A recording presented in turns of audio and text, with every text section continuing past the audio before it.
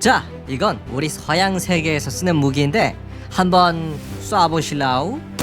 1487년 유럽에서 시작된 대항해 시대.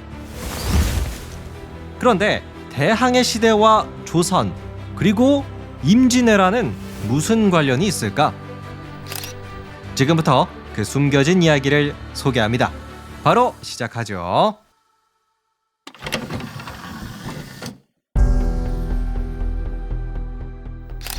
때는 1487년 바야흐로 대항해 시대가 열렸다.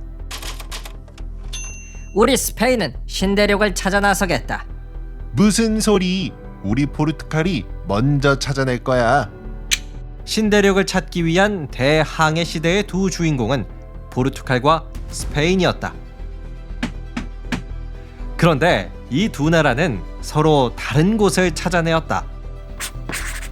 우선 스페인은 오늘날의 아메리카 대륙을 발견했으며 포르투갈은 인도 그리고 마카오를 비롯한 아시아 대륙을 탐험했다. 그렇다면 우리는 문득 궁금해진다. 포르투갈은 작은 나라였음에도 불구하고 어떻게 대항해 시대의 주인공이 될 수 있었을까? 그 첫 번째 이유는 부자 도시들의 든든한 후원 덕분이었다. 포르투갈의 탐험가님들, 아유, 돈은 걱정하지 마시고요. 후추만 찾아오세요. 자, 배도 저희가 준비해 드릴게요. 돈이 많았던 이탈리아와 독일의 도시들은 당시 최고 인기 아이템 후추를 더 많이 사고 싶었다. 그리하여 포르투갈의 탐험가에게 돈을 주고 그들이 대량의 후추를 들어오길 바랬던 것이다. 두 번째 이유는 기술의 발전 덕분이었다. 야, 이것만 있으면 남쪽이 어딘지 북쪽이 어딘지 다 알 수 있잖아.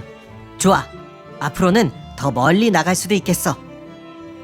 당시의 포르투갈에는 나침반 기능과 위도를 측정할 수 있는 아스트롤라베라는 도구가 있었다. 또한 바람이 반대 방향으로 불지라도 앞으로 뚫고 나갈 수 있는 삼각돛까지 개발되었다. 이렇게 한 손에는 기술의 발전, 다른 한 손에는 도시의 후원이 있었기 때문에 포르투갈은 대항해 시대의 주인공이 되었다. 포르투갈이 선택한 대항해 시대의 바닷길은 다음과 같았다.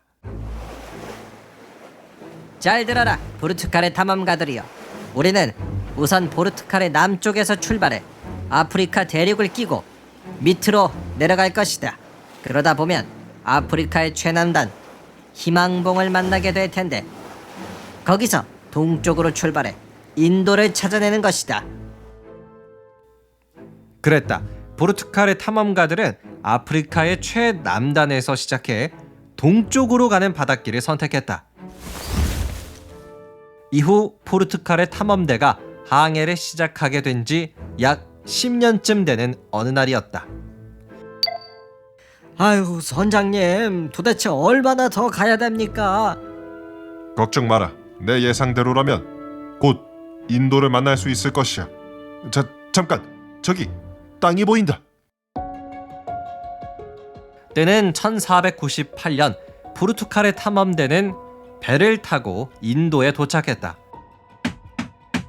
무려 10년 만의 도전 끝에 이뤄낸 성과였다.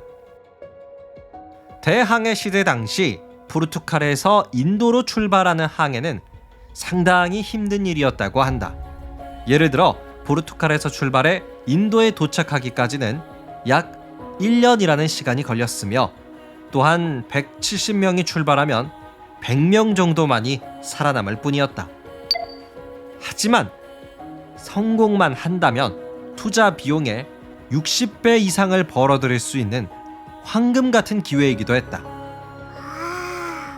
이렇게 인도를 향한 대항해가 엄청난 돈이 된다는 걸 알게 된 포르투갈의 탐험대는 더 자주 그리고 더 멀리 항해하기 시작했다. 그리하여 포르투갈은 더 깊은 아시아로 들어가 인도네시아, 마카오 등을 만났으며 1543년에는 일본을 최초로 만났다고 한다. 그런데 포르투갈은 이 당시 일본에게 다음의 것을 넘겨주었다. 자, 이건 우리 서양 세계에서 쓰는 무기인데 한번 쏴보실라우? 이게 뭡니까? 아, 이건 총이라는 무기입니다. 그랬다. 당시 포르투갈의 탐험대는 일본에게 총을 팔았다고 한다. 최초로 일본이 총을 갖게 되는 순간이었다. 최신식의 무기를 얻게 된 일본은 이로부터 약 50년 뒤 자, 우리에겐 총이 있다. 모두들 준비는 됐겠지? 조선을 공격하자.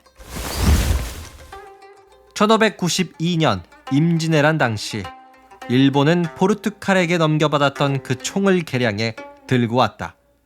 대항해 시대의 날갯짓이 임진왜란에까지 영향을 미친 것이었다. 지금까지 포르투갈의 대항해 시대와 임진왜란의 이야기였습니다. 끝.